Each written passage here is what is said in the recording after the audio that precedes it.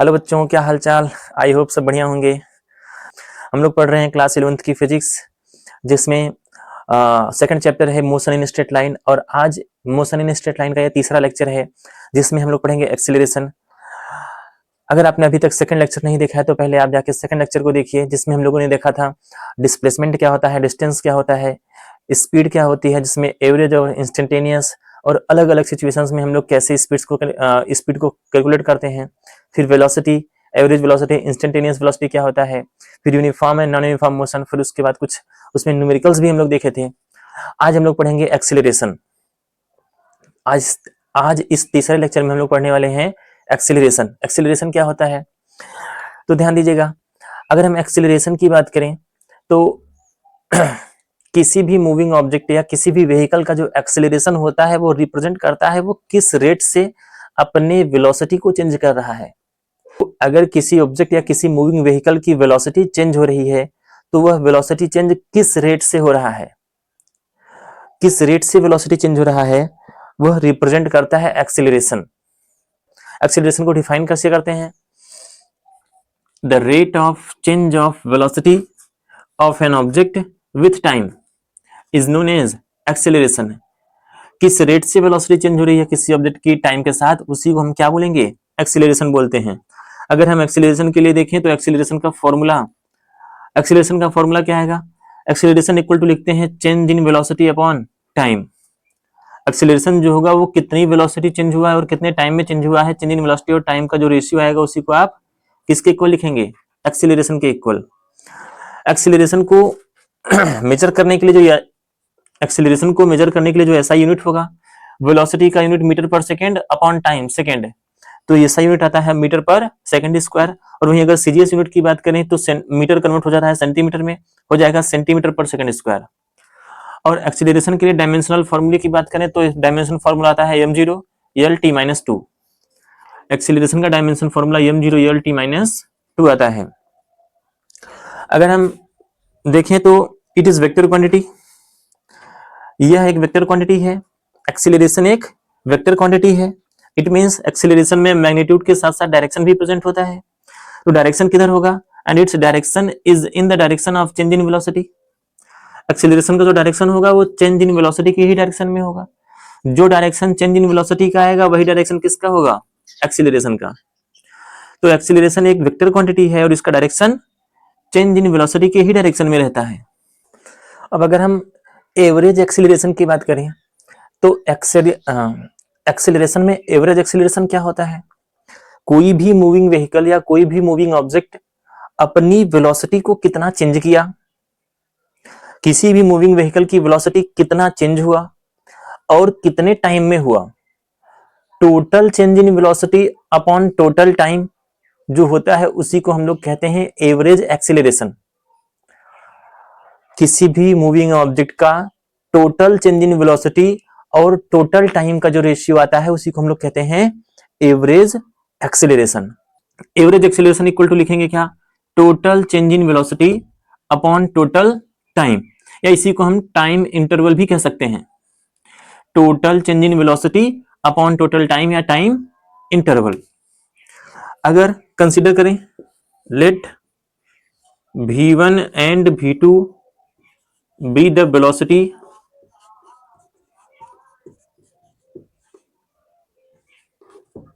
Eight time t1 and t2, then consider किया किसी object का टाइम t1 पर वेलोसिटी v1 और टाइम t2 पर वेलोसिटी v2 है। किसी व्हीकल या किसी ऑब्जेक्ट का टाइम t1 पर वेलोसिटी v1 है, जब टाइम t1 से बढ़ के t2 हुआ तो वेलोसिटी v1 से चेंज होके v2 हो गया। तब इस टाइम इंटरवल t1 और t2 के बीच जो एवरेज एक्सीलरेशन होगा, एक्सीलरेशन को रिप्रेजेंट करते हैं a से। एवरेज के लिए यहां लिख देंगे av, average acceleration equal to total change in velocity, ये होता है final velocity minus initial velocity upon total change in velocity हो जाएगा final velocity minus initial velocity upon total time, final time minus initial time. इसी change in velocity को हम लोग लिखते हैं delta v upon change in time या time interval को लिखेंगे डेल्टा टी से, तो एवरेज एक्सीलरेशन आएगा delta V upon delta T, that is v2 minus v1 upon t2 minus t1। अब इंस्टेंटेनियस एक्सीलरेशन क्या होता है? इंस्टेंटेनियस एक्सीलरेशन ड्यूरिंग मोशन, किसी भी ऑब्जेक्ट के किसी गिवन इंस्टेंट ऑफ टाइम पर या उसके पाथ के किसी गिवन पॉइंट पर जो एक्सीलरेशन का वैल्यू होगा उसको हम लोग कहते हैं इंस्टेंटेनियस एक्सीलरेशन। डिफाइन कैसे करते हैं? The acceleration of an object, the acceleration of an object at a given instant of time or at a given point of its path is called instantaneous acceleration। Path के किसी given point पर या किसी given instant of time पर जो acceleration का value हम लोग फाइंड करते हैं वो कहलाता है इंस्टेंटेनियस एक्सेलरेशन। मैथमेटिकली अगर हम इसको देखें तो it is equal to the limiting value of average velocity when delta T approaches to zero. यह मैथमेटिकली अगर हम देखें इसको तो यह एवरेज वेलोसिटी के लिमिटिंग वैल्यू के इक्वल होता है जब टाइम इंटरवल किधर अप्रोच करे? जीरो की तरफ। कैसे फाइंड करते हैं? एक्सीलरेशन को रिप्रेजेंट करते हैं ए से, ए इक्वल टू लिखेंगे क्या? Limit delta T tends to zero approaches to zero, average velocity delta V upon delta T, delta V upon delta T. अब डिफरेंशिएशन के अकॉर्डिंग ये पूरा टर्म क्या लिखा जाएगा? dv upon dt, that is derivative of velocity v with respect to time t, that is rate of change of velocity with time, rate of change of velocity with time is called acceleration। ये acceleration का कैसा value होगा? Instantaneous value. इस फॉर्मूले से हम लोग आगे एक्सेलरेशन का इंस्टेंटेनियस वैल्यू फाइंड आउट करेंगे। तो a इक्वल्स टू आया dv अपॉन dt। अब हमें यह भी पता है कि जो v होता है वो dx अपॉन dt के इक्वल होता है, जो वेलोसिटी होता है वो डिस्प्लेसमेंट के डेरिवेटिव के इक्वल होता है। तो अगर हम देखें तो a को लिख सकते हैं dv अपॉन dt या d अपॉन dt, और v की जगह पर लिख सकते हैं dx upon dt, dx upon dt। तो एक्सेलरेशन के इस फॉर्मूले में जो आ रहा है वह डिस्प्लेसमेंट का एक बार टाइम के साथ डिफरेंशिएशन है, फिर उसके बाद फिर से अगेन एक बार टाइम के साथ डिफरेंशिएशन है। तो हम इस इक्वेशन को डिफरेंशिएशन के अकॉर्डिंग लिख सकते हैं d2x upon dt2। a equal to हमको मिला d2x अपॉन dt2। अगर हम डिस्प्लेसमेंट लेंगे तो एक्सेलरेशन फाइंड आउट करने के लिए हमें सेकेंड ऑर्डर डेरिवेटिव फाइंड करना पड़ेगा। माने डिस्प्लेसमेंट के इक्वेशन का टाइम के रिस्पेक्ट में दो बार डिफरेंशिएशन करना होगा। यहां दो लिखा है तो इसका मतलब टाइम के रिस्पेक्ट में हम दो बार डिफरेंशिएशन करेंगे। किसका? डिस्प्लेसमेंट एक्स का। और वहीं अगर हमारे पास वेलोसिटी रहे तो वेलोसिटी का हमें टाइम के रिस्पेक्ट में एक बार डिफरेंशिएशन करना है।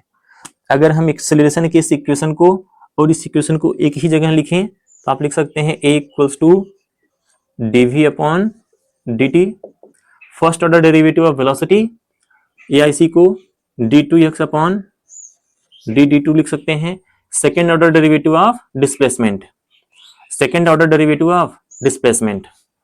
अगर हमारे पास वेलोसिटी या डिस्प्लेसमेंट रहे तो उससे हम लोग एक्सेलरेशन का इंस्टेंटेनियस वैल्यू इस फॉर्मूले से फाइंड आउट कर सकते हैं। ये बहुत ही इंपॉर्टेंट फॉर्मूला है, इस पे हम लोग आगे ढेर सारे क्वेश्चंस एक्सेलरेशन से रिलेटेड जो होंगे वो करने वाले हैं। तो आप लिख सकते हैं 10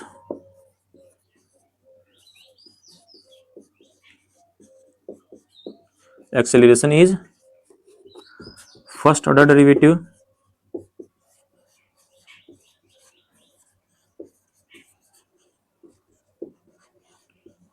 किसका है? वेलोसिटी का, एंड सेकेंड ऑर्डर डेरिवेटिव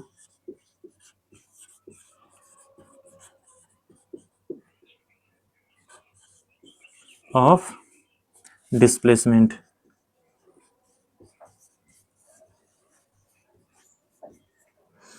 तो आप कह सकते हैं एक्सेलरेशन जो होगा वो वेलोसिटी का फर्स्ट ऑर्डर एक्सेलरेशन जो होगा वो वेलोसिटी का फर्स्ट ऑर्डर डेरिवेटिव होगा और डिस्प्लेसमेंट का सेकंड ऑर्डर डेरिवेटिव होगा।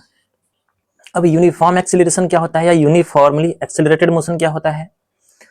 अगर हम यूनिफॉर्म एक्सेलरेशन या यूनिफॉर्मली एक्सेलरेटेड मोशन की बात करें तो कोई भी व्हीकल या कोई भी ऑब्जेक्ट अगर हर एक इक्वल इंटरवल ऑफ टाइम में जो अपनी वेलोसिटी चेंज करे वो सभी में सेम अमाउंट से करे।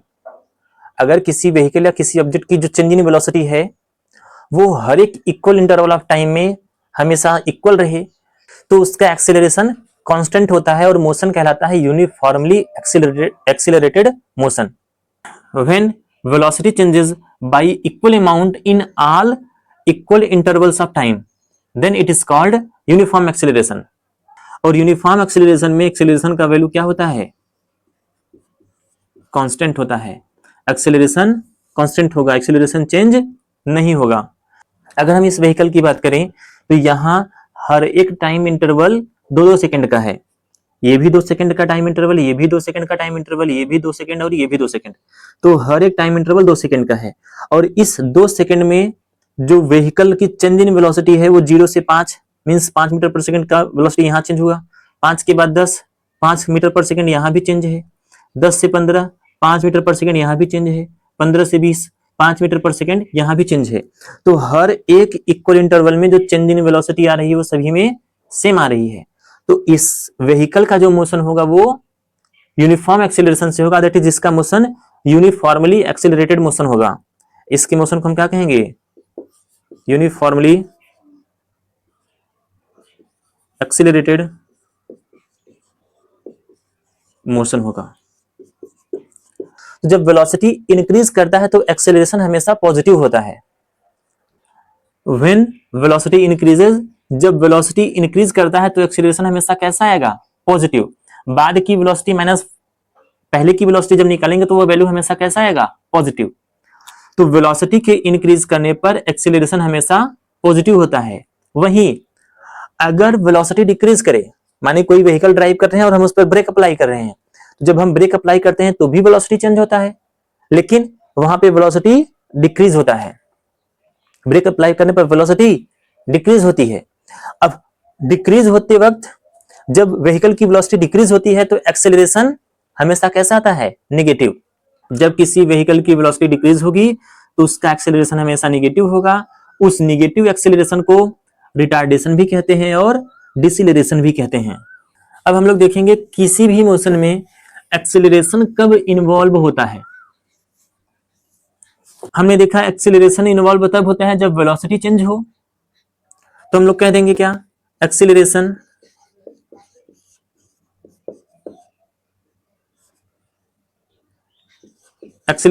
Involves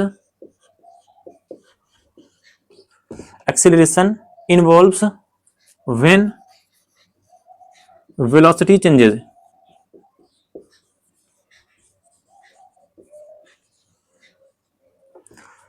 Acceleration involves when velocity changes in magnitude, when velocity changes in magnitude,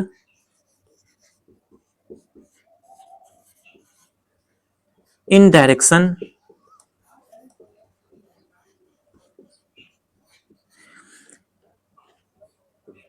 in both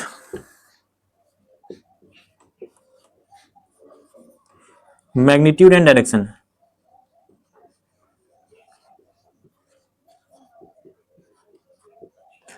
किसी भी मोशन में एक्सेलरेशन तब इन्वॉल्व होता है जब उसकी वेलोसिटी चेंज हो। और वेलोसिटी किस टाइप से चेंज हो?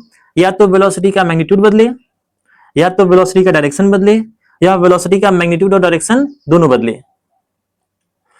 अगर वेलोसिटी का मैग्नीट्यूड बदलेगा तो भी एक्सेलरेशन इन्वॉल्व होगा, वेलोसिटी का डायरेक्शन चेंज होगा तो भी एक्सेलरेशन इन्वॉल्व होगा, या वेलोसिटी का मैग्नीट्यूड और डायरेक्शन दोनों चेंज हो तो भी एक्सेलरेशन मोशन में इन्वॉल्व होता है।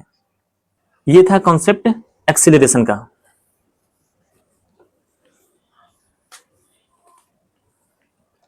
आगे अब आपकी स्क्रीन पर एक न्यूमेरिकल है जिसमें क्या गिवन है? किसी भी मूविंग ऑब्जेक्ट का पोजीशन या डिस्प्लेसमेंट जो टाइम पर डिपेंडेंट है और यह डिस्प्लेसमेंट मीटर में है। किसी भी व्हीकल या किसी ऑब्जेक्ट का डिस्प्लेसमेंट का इक्वेशन दिया है जिसमें वह टाइम पर डिपेंडेंट है और यह डिस्प्लेसमेंट किसमें है, मीटर में। तो हमसे पूछ रहा है पहले में instantaneous velocity at T equal to 2 second. T equal to 2 second पर हमें उस ऑब्जेक्ट की इंस्टेंटेनियस वेलोसिटी फाइंड आउट करनी है। अब हमें यहाँ पर्टिकुलर इंस्टेंट ऑफ टाइम बता दिया कि मोशन स्टार्ट होने के 2 सेकेंड बाद आप वेलोसिटी फाइंड आउट करिए। तो इंस्टेंटेनियस वेलोसिटी के लिए हम लोग पिछले क्लास में पढ़े थे, वेलोसिटी इक्वल्स टू होता था क्या, dx upon dt, first order derivative of displacement. यहां से अगर हम x का वैल्यू पुट कर दें d अपॉन dt और x के प्लेस पर 18t प्लस 5t स्क्वायर, तो हमें इस इक्वेशन का टाइम के रिस्पेक्ट में डिफरेंशिएशन करना है। अब डिफरेंशिएशन के लिए एक फॉर्मूला होता है डिफरेंशिएशन का, अगर आपको नहीं पता है तो हम यहाँ फॉर्मूला देख लेंगे क्या कैसे लिखते हैं। जैसे d upon dx x power n रहे, तो x पावर n का डिफरेंशिएशन हम लोग करते हैं, ये n सामने आ जाता है और n में से एक कम कर देते हैं। अगर x के पावर n का x के रिस्पेक्ट में डिफरेंशिएशन हो रहा है तो n सामने आएगा, फिर पावर में से एक घटा देंगे। ये फॉर्मूला होता है डिफरेंशिएशन का। यही फॉर्मूला हम लोग यहां भी यूज करेंगे। v इक्वल टू आएगा क्या, 18t, तो t का t के रिस्पेक्ट में डिफरेंशिएशन करेंगे, 18 कांस्टेंट है इसको बाहर कर देंगे, 18 मल्टीप्लाइड बाई t का t के रिस्पेक्ट में डिफरेंशिएशन, पावर कुछ नहीं तो पावर 1, 1 सामने आ जाएगा, इंटू में 1 में से 1 माइनस करेंगे तो t के पावर में क्या बचेगा 0, प्लस 5 इंटू में, अब यहां भी वही फॉर्मूला, यहां जहां n था वहां 2 पे, यहां जहां n था यहां 2 है, 2 सामने आएगा, फिर पावर में से एक कम कर देंगे, 2 में से एक कम करेंगे 1 बचेगा। अब t का पावर 0, कोई भी नंबर उसका पावर 0, उसका वैल्यू 1, तो 1 मल्टीप्लाइड बाई 1 1 ही आएगा। इट मींस t का t के रिस्पेक्ट में, x का x के रिस्पेक्ट में डिफरेंशिएशन हमेशा क्या आएगा 1। v इक्वल टू लिख देंगे t पावर 0 का value 1, 1 multiplied by 1 1, 1 multiplied by 18 क्या हो जाएगा 18। तो इस टर्म में अगर हम देखें तो ये 18 आया, मतलब t का t के रिस्पेक्ट में डिफरेंशिएशन क्या आएगा 1 आएगा, प्लस 5 टू 10, 10t। ये मिला हमको वेलोसिटी का इक्वेशन 18 प्लस 10t। अब हमें वेलोसिटी पूछा था at t equals to 2 second. अब यहां पर जो भी टाइम लिखना वो लिखिए और फाइंड वेलोसिटी फाइंड आउट कर लीजिए। तो t की जगह 2 सेकेंड रखेंगे तो वेलोसिटी आ जाएगा 18 प्लस 10 मल्टीप्लाइड बाई 2, 20, ये 20 प्लस 18 इंस्टेंटेनियस वेलोसिटी आएगा 38 मीटर पर second. t equal to 2 second पर जो वेलोसिटी का वैल्यू आएगा वो 38 मीटर पर सेकेंड आएगा। ये पहला कंडीशन था, ये पहला पॉइंट था। दूसरे पॉइंट में हमको फाइंड आउट करना है average velocity between 2 second and 3 second. तो एवरेज वेलोसिटी होता था total displacement upon total time. तो डिस्प्लेसमेंट फाइंड आउट करने के लिए पहले t इक्वल टू 2 सेकेंड पर पोजीशन और उसके बाद t इक्वल टू 3 सेकेंड पर पोजीशन। पहले हमें पोजीशन फाइंड आउट करना पड़ेगा। तो x तब जब t इक्वल टू कितना रहे 2 सेकेंड रहे, जहां जहां t वहां 2 रखेंगे तो हमें पोजीशन एट 2 सेकेंड मिलेगा। 18 मल्टीप्लाइड बाई 2 36 प्लस 5 मल्टीप्लाइड बाई t का स्क्वायर मैंने 2 का स्क्वायर 4 4 5 20, 36 प्लस 20 56 मीटर। तो t इक्वल टू 2 सेकेंड पर जो पोजीशन आया वो 56 मीटर आया। ऐसे ही position at t equal to 3 second, मानी जहां जहां t है वहां 3 रखेंगे। अब 18 3 जा 54 plus 5 multiplied by t square, 3 का स्क्वायर 9, 3 का स्क्वायर 9, 9 5 जा 45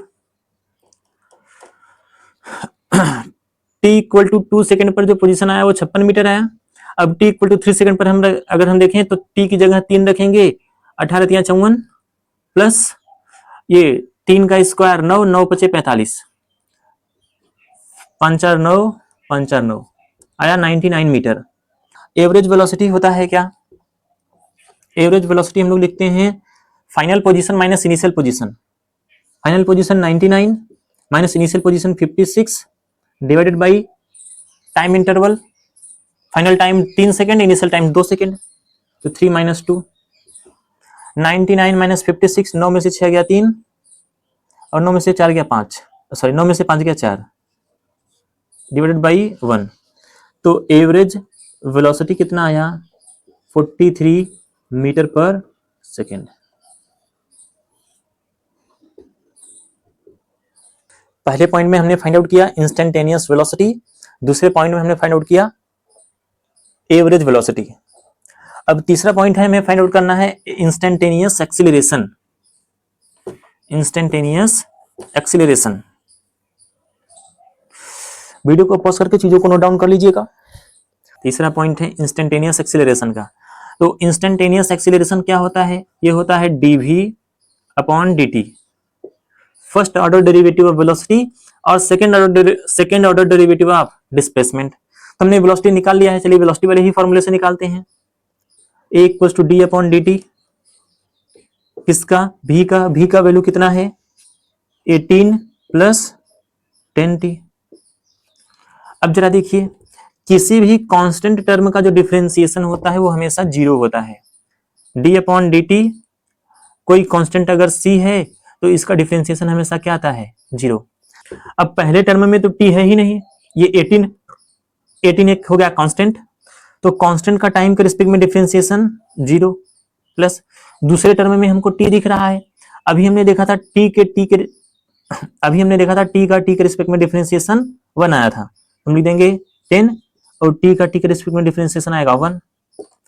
10 multiplied by 1 that is a equals to 10 metre पर सेकेंड स्क्वायर। हर एक इंस्टेंट पर जो एक्सीलरेशन आएगा वो कितना रहेगा? 10 मीटर पर सेकेंड स्क्वायर। इसका मतलब ये जो मोशन हो रहा है वह मोशन में या उस मोशन में जो एक्सीलरेशन है वो टाइम पर डिपेंडेंट नहीं है, एक्सीलरेशन कांस्टेंट है। मतलब ये मोशन कैसा होगा? Uniformly accelerated motion. ये रहा आपका एक्सीलरेशन का इंस्टेंटेनियस वैल्यू। आज के लिए बस इतना ही, मिलते हैं नेक्स्ट वीडियो में, नेक्स्ट पार्ट में, और तब तक आप पढ़ाई करते रहिए। अगर आपको वीडियो पसंद आया, वीडियो आपके लिए हेल्पफुल है, तो वीडियो को लाइक करिए, कमेंट करिए और अपने फ्रेंड्स में भी इसको शेयर करिए। जाते जाते आपके लिए एक होमवर्क क्वेश्चन जो कि IIT में पूछा गया है, देखते हैं कितने लोग इसको सॉल्व कर पाते हैं। ये क्वेश्चन आपके लिए है जो आपकी स्क्रीन पर शो कर रहा है, आप इसको सॉल्व करके इसका आंसर कमेंट करिएगा जरूर। धन्यवाद।